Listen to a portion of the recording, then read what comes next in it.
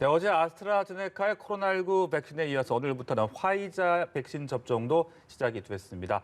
집단 면역으로 가기 위한 첫 발걸음을 떼긴 했지만 아직은 가야 할 길이 쉽지는 않은데요. 네, 백신 접종률과 변이 바이러스 등이 변수로 떠오르고 있는데요. 오늘 두 분과 함께 관련 내용들 짚어보도록 하겠습니다.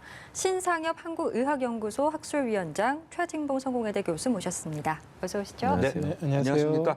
네, 저희가 계속해서 뉴스 특보로 전해드리고 있는 대로 어제 아스트라제네카 백신의 첫 접종이 시작이 됐고요. 이제 오늘 화이자 백신 첫 접종도 이제 환자 치료 의료진들을 대상으로 시작이 됐습니다. 대체로 순조롭게 진행이 되고 있는 것 같은데 어제 오늘 첫 접종 의미라고 해야 할까요? 어떻게 보고 계십니까?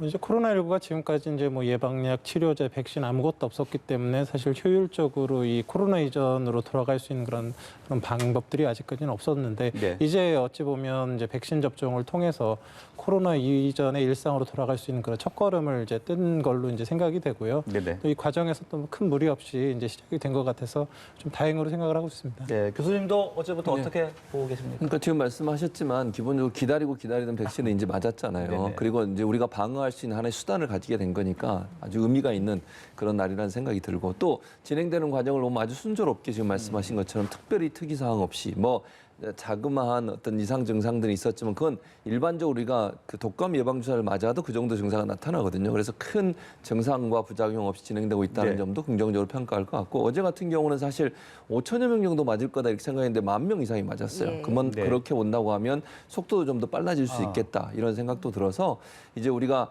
조금만 더 적극적으로 동참해서 접종을 하게 되면 머지않아 일상생활로 돌아가는 것도 가능하지 않을까 하는 네. 기대감이 생겼다. 그래서 참 기쁘다 이런 생각이 듭니다. 예, 네. 어제 이어서 오늘 이제 백신 접종이 시작이 됐고 화이자 백신 접종 말씀드린 것처럼 오늘부터 시작이 됐습니다. 근데 화이자 백신 같은 경우에는 어떤 보관이라든지 운송 과정에 있어서 좀 까다롭다라고 알려지고 있어서요. 화이자 백신의 특징에 대해서 좀 설명해 주시면 좋을 것 같습니다. 화이자 백신은 이제 뭐 전 세계적으로 어찌 보면 최초로 사용되는 mRNA 메신저 RNA 백신입니다. 그 메신저 RNA라는 그 유전자가 굉장히 이제 이제 손상이 되기 쉬운 그런 물질이기 때문에 기본적으로 굉장히 초저온에서 그다음에 이렇게 충격을 가해지지 않는 상황에서 이제 보관과 유통이 돼야 됩니다. 그래서 지금 이제 최소한 뭐 영하 70도 내외의 그런 그 이제 냉동 시설이 이제 1차적으로 보관상에서 필요를 하고요. 예. 그 다음에 사실 접종 준비도 좀 이렇게 좀 까다로운 부분들이 있습니다. 일단은 이제 얼어져 있는 백신들을 이제 접종하기 전에 이제 해동을 시키거든요. 그러면 이게 한 뭐 0.45cc 정도 되는 이제 그런 액체로 만들어지는데 거기에다가 생리식염수 1.8cc, 굉장히 작은 양들입니다. 그걸 네. 섞어가지고 또 충격을 주면 안 돼서 이렇게 가볍게 이제 흔든 다음에 이제 접종은 0.3cc, 굉장히 적은 양으로 이렇게 분줄해서 이제 되게 되는데 다행히 저희가 이제 그 최소 잔여형 주사기라는 그런 것들이 이제 개발이 되면서 그런 것들을 최대한으로 이제 그 손실 적게 이제 그런 6명 이상이 이제 접종할 수 있게 만들어질 수 있어서 네. 이제 이런 그 어찌 보면 이제 그 보관상에서 또 이제 접종상에서 좀 숙련된 의료 인력과 이제 그런 기구들, 그다음 냉동고들이 필요하기 때문에 1차적으로는 지금 이제 그런 조건들이 충분히 구비되어 있는 이제 병원급 시설에서 이제 접종이 시작되고 있는 상황이라고 볼 수 있겠습니다. 네, 그 효과라든지 그 부작용 같은 면에 봤을 때 아스트라제네카 백신하고 좀 비교를 해보면 어떨까요? 지금 그 많이들 이제 그 네. 뭐 이제 걱정들 하시는 게 아스트라제네카 백신이 뭐 효과가 떨어진다 뭐 이런 얘기들을 하고 있는데 지금 이제 아스트라제네카 백신 같은 경우는 영국에서 지금 수백만 명이 이제 접종을 하고 그 연구 결과들이 나오고 있고요. 이제 그 화이자 백신 같은 경우는 이스라엘에서 이제 전 인구의 반 이상이 접종하면서 지금 또 상당 이제 연구 결과가 나오는데 이제 비교를 해보면 1차적으로 이제 많이들 걱정하시는 부작용 부분은 지금 사실상 아스트라제네카가 조금 더 나은 부분들이 있습니다. 예. 그러니까 이제 화이자나 모더나 백신 같은 경우는 그 이제 백신 접종에 그 백신에 만들어지는 그런 성분으로 인해서 그 아나필락시스가 한 뭐 100만 명당 5명에서 10명 정도 나타나고 있는데 그 아스트라제네카 백신 같은 경우는 그 아나필락시스가 거의 나타나고 있지 않고요. 그 이후에 이제 그 접종 부위의 이제 뭐 통증이나 뭐 전신적인 뭐 열감이나 이제 두통과 같은 그런 부작용들은 사실 비슷하게 나타나고 있거든요. 그리고 그 효과에 있어서도 지금 그 이스라엘 연구를 보면 그 화이자 백신 접종 후 이제 2차 접종까지 마치고 1주 지난 다음에 네.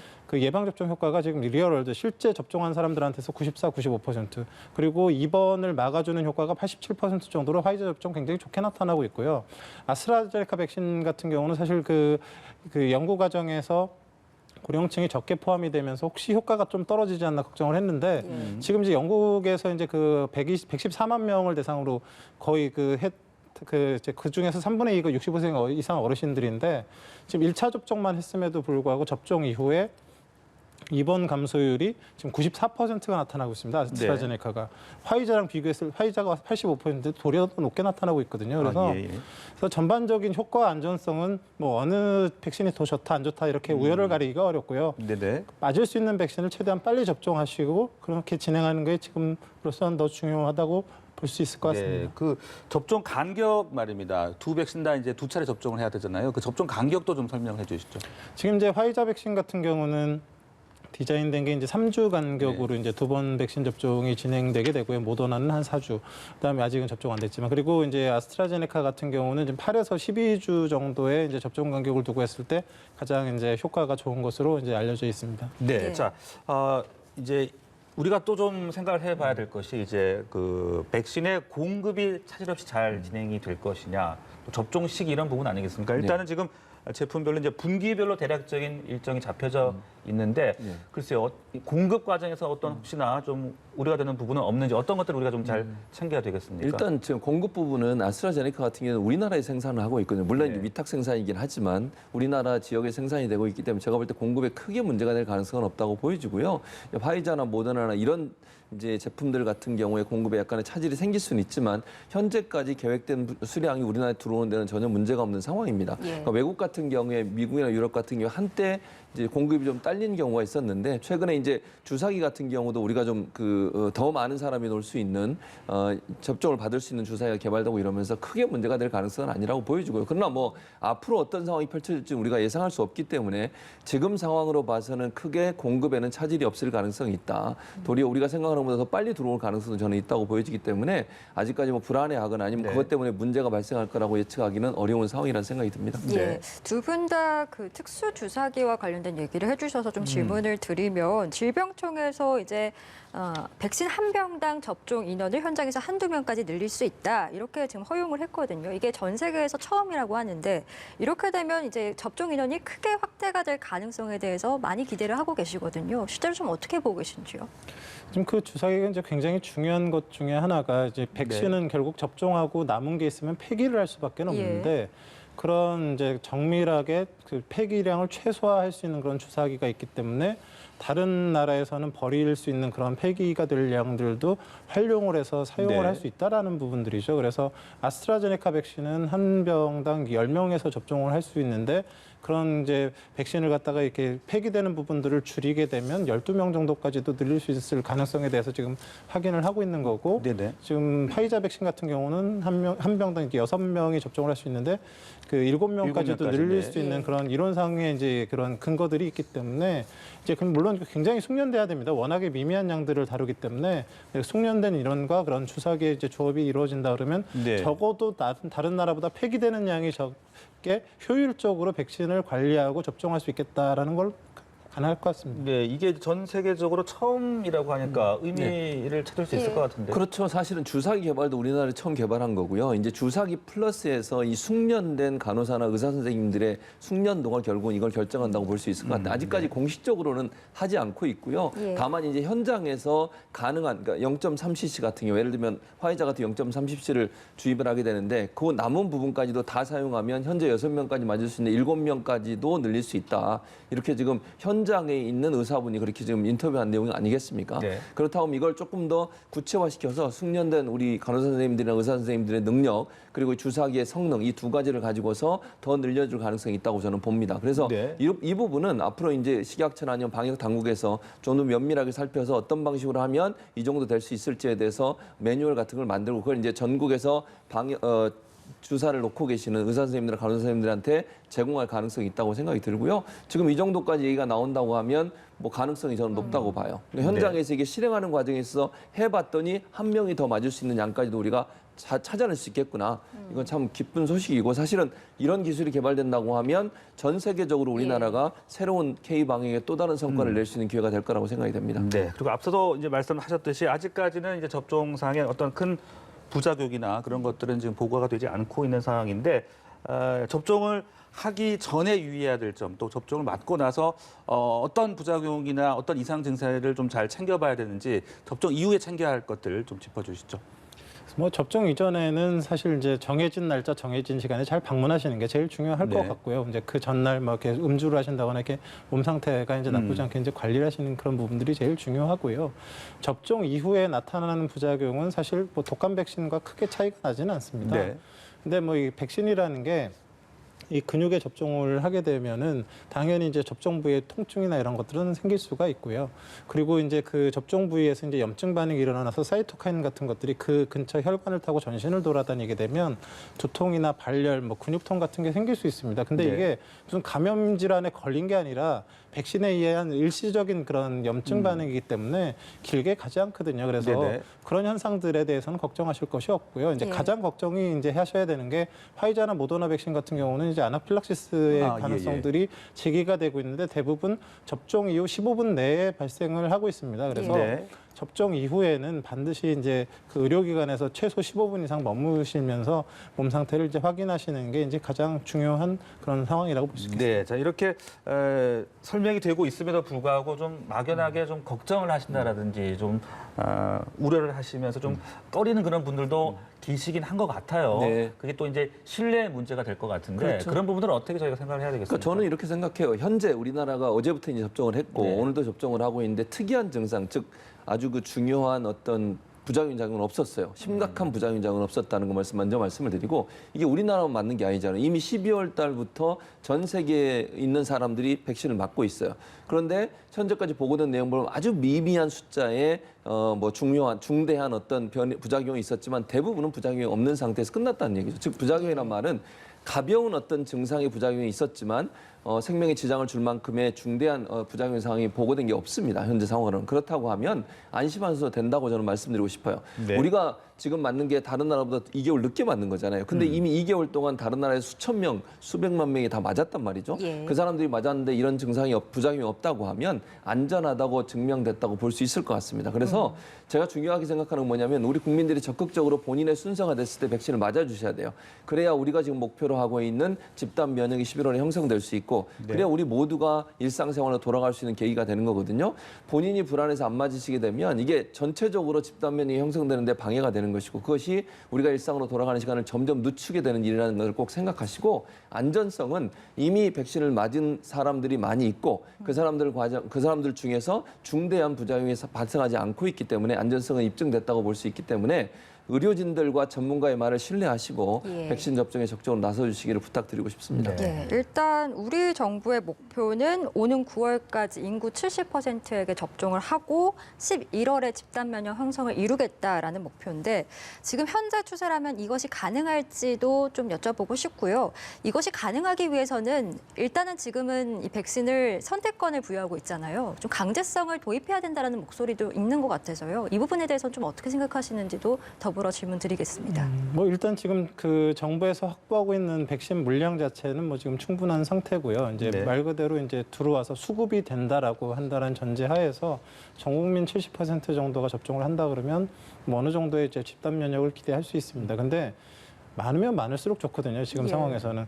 그리고 이제 지금 또 하나의 변수가 변이 바이러스의 변수가 있습니다. 그래서 네. 영국 발변이 정도까지는 지금의 맞는 백신이 효과가 있지만 남아공말 변이만 해도 지금 뭐 화이자, 모더나, 아스트라제네카가 잘 듣지 않고 뭐 얀센이나 뭐 이런 노바백스 정도가 한 50% 정도 효과를 나타내고 있는 상황이라서 지금의 이제 관건은 변이 바이러스가 들어오지 않는 전자에서는 최대한 많은 인구가 접종을 해야 되고요. 그러기 위해서는 네. 지금 이제 또 하나 중요한 변수 중에 하나가 지금 아직 소아청소년에 대해서 이제 접종이 진행되고 있지는 못하지 않습니까? 네. 그런데 예. 이게 지금 1차적인 연구가 이제 소아 대상으로 되질 않았기 때문인데 이제 연구가 되기 시작했습니다. 그래서 아스트라제네카 같은 경우는 6에서 17세 대상으로 연구가 진행이 되고 있고 화이자나 모더나는 12세 이상의 연구가 진행되고 있어서 결국 이제 여름 정도 되면 결과가 나올 거거든요. 그러면 소아 청소년들에게도 이제 접종이 진행되고 이런 과정들이 이제 더해진다라 그러면 보다 더 빨리 이제 집단 면역을 유지할 수 있는 그런 계기가 될 수도 있다고 생각해서 수급만 된다 그러면 전 국민이 네. 최대한 많이 빨리 맞으시는 게 좋을 것 같습니다. 예, 일단 변이 바이러스 그 말씀을 해주셔가지고 이게 백신이 이렇게 지금 접종이 돼도 아무래도 변이 바이러스가 계속해서 이제 발생을 하니까 효력이 약화되는 게 아니냐라는 우려가 굉장히 많이 나오고 있거든요. 그래서 지금 그 우리나라에 유행하고 있는 그 바이러스라 그러면 사실 뭐 집단 면역 형성에 큰 문제가 되지 않겠지만 네. 혹시라도 남아공 변이나 그 외에 다른 새로운 변이가 나타나서 기존의 백신 효과를 떨어뜨린다라고 했을 때는 결국은 이제 일단 지금의 이제 그 집단 면역을 유지하면서 새로운 백신을 준비해서 또 새로운 접종을 또 생각해야 될 수도 있거든요. 그래서 이제 뭐 독감 백신과 같이 뭐 그게 매년이 될지 어떤 주기가 될지 모르지만 어떤 새로운 변수가 나타나는 그런 변이가 있을 때는 네. 일단 새로운 이제 대비를 해야 되는데 그 이전에 우리가 코로나19 일상으로 돌아가서 모든 체계들을 다시 다 정비하고 그런 상황을 맞아야지 1차적인 것들도 확인이 안 되고 유행하는 상황에서 변이 바이러스를 받아들이게 되면 안 되기 때문에 네. 지금으로서는 빨리 접종을 해서 지금의 이제 네. 생활을 안정시키는 게 더 우선이라고 생각을 합니다. 네, 변이 바이러스와 또 이제 성인 이하 연령층에 대한 것들이 좀 변수가 될 수 있다 이런 말씀을 해주셨는데 어떻습니까, 교수님? 우리가 11월 집단 면역을 형성하기 위해서 어떤 점들을 잘 챙겨야 되겠습니까? 일단 중요한 거는 본인의 순서에 빠지지 않고 맞으셔야 된다는 거예요. 네. 접종을 많이 가능한 한 많이 하는 게 제일 중요할 것 같고요. 그다음에 또 하나는 사람들 예를 들어서 지금 말씀하셨지만 변이 바이러스가 생길 수도 있고 또 다른 변이 바이러스가 들어올 수도 있잖아요. 예. 그러면 무슨 말이냐면 접종을 했다고 해서 안전하다고 판단하면 안 된다는 얘기예요. 즉 네. 사회적 거리두기나 마스크 착용이나 손 소독하는 문제는 지속적으로 계속해야 됩니다. 지금 이게 변이 바이러스가 들어왔을 경우에 또 다른 확산의 위험성이 존재하고 있는 거 아니겠습니까? 그래서 일단 접종을 하셔서 면역이 생기는 것도 중요하지만 끝까지 11월 집단 면역이 형성되기 전까지는 일상생활로 돌아가면서도 우리가 지키고 있는 사회적 거리두기나 방역 대책은 끊임없이 지켜야 된다는 거예요. 너무 이게 해이해지게 되면요. 예. 변이 바이러스가 확산될 수 있는 또 다른 통로가 될 수 있지 않겠습니까? 그래서 일단 변이 바이러스가 계속 나오고 있는 상황이고 우리나라 좀 145명 정도 확산된 상태입니다. 이런 상황이기 때문에 이걸 막기 위해서는 접종, 이 백신 접종도 중요하고 두 번째는 네. 백신 접종했다고 해서 그동안 했던 방역 수칙을 지키는 것을 흐트러뜨리지 않고 계속 방역 수칙을 지키면서 사회적 거리두기를 지속하는 것. 이것이 네. 결국은 우리가 좀 더 안전하게 우리 사회를 지킬 수 있는 방법이 될 거라고 생각이 됩니다. 네, 예. 긴장의 끈을 놓지 말아야 되겠다는 예. 그런 말씀이셨는데 또 이 접종 대상 선정 과정에 있어서 말입니다. 이게 또 바로 이제 다음 달이면 이제 등교가 시작이 예. 되기 때문에 이 교사들을 좀 먼저 접종을 했어야 되는 거 아니냐 이런 이야기들도 나오고 있어요. 그 부분은 어떻게 그렇습니다. 보고 계십니까? 그 지금 말씀하신 게 왜냐하면 교사들 같은 경우에 7월에서 9월 사이에 맞는 걸로 지금 계획이 돼 있어요. 네. 그러니까 우선 접종 대상자에 포함돼 있지만 약간 늦게 지금 3분기에 맞게 돼 있거든요. 근데 문제는 지금 말씀하신 것처럼 3월 되면 개학을 하게 됩니다. 그런데 어린 아이들이나 이 초중학교 학생들 같은 경우는 예방 접종을 하지 않습니다.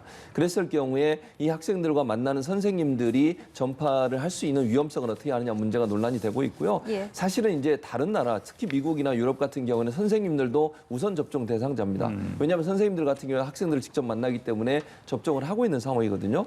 그래서 지금 이제 이런 논란이 되고 문제가 제기돼서 방역 당국이 이 부분을 검토하겠다고 얘기를 했어요. 일단 네. 백신 수급, 왜냐하면 1차, 2차, 3차로 맞기로 한 계획된 것들이 있고 수급에 맞춰서 거기를 계획을 세워놨는데 이걸 바꿀 경우에 원래 먼저 맞을 것으로 계획됐던 사람들이 뒤로 밀릴 수 있는 위험성이 있지 예. 않겠습니까? 그래서 백신 수급과 연관돼서 이 부분을 네. 고려를 하겠다고 했는데 아직까지 완전히 결정된 건 아닌 것 같고요. 네네. 아마 교총이나 교육청이나 학부모들 입장에서는 가능한 한 선생님들이 먼저 맞기를 원하는 것 같은데 그 부분도 적극 검토할 필요는 있다 이런 생각이 네, 듭니다. 그 대상자별 접종 시기를 좀 일단 대략적으로 잡혀 있지 않습니까? 아무래도 상반기에는 의료기관 관련 종사자분들이 주로 이제 대상이 되는 것 같고 이제 7월 넘어가면서는 이제 성인들 그리고 교육시설 종사자, 소방 인력 등이 지금 일단은 잡혀 있는데 그런 부분들은 어떻게 적절하다라고 보십니까? 어떤 점들을 좀 더 우리가 고려를 해봐야 되겠습니까? 이제 코로나19 백신 접종에는 이제 목표가 크게 두 가지죠. 하나는